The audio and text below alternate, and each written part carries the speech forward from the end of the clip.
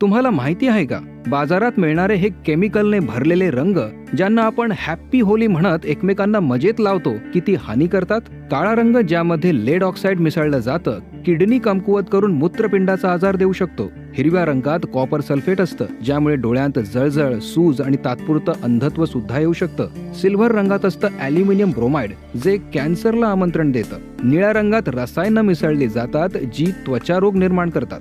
लाल रंगात mercuric sulphide आहे, जे त्वचा कॅन्सरचं कारण ठरू शकतं. आणि जांभळ्या रंगात असतं क्रोमियम आयोडाईड, जे दमा आणि ॲलर्जी सारख्या समस्या वाढवतं.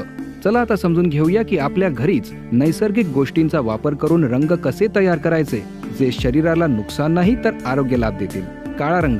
आवळ्याची पावडर पाण्यात मिसळून लोखंडाच्या भांड्यात रात्रभर ठेवा. सकाळी नैसर्गिक काळा रंग तयार. हिरवा रंग. मेहंदी पावडर मध्ये थोडं पीठ मिसळा. तपकिरी रंग. मेहंदीमध्ये आवळा मिसळा. तपकिरी रंग तयार. पिवळा रंग बनवायचा आहे. अमलतास किंवा झेंडूची फुलं, हळद आणि बेसन मिसळून तयार करा. लाल रंग.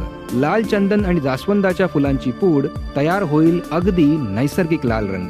आणि आता या सगळ्यांपेक्षा जास्त फायदेशीर, सर्वात जास्त इफेक्टिव्ह, पळसाचा रंग. होळीच्या एक रात्र आधी पळसाची फुलं पाण्यात भिजवून ठेवा. दुसऱ्या दिवशी ते पाणी उकळून गाळून घ्या. बस, नैसर्गिक, सुगंधित आणि सुरक्षित पळसाचा रंग तयार.